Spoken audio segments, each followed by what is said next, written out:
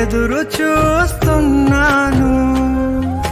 నీవే ఏదైనా చేయాలంటూ నీ కార్యాలకే ఎదురు చూస్తున్నాను.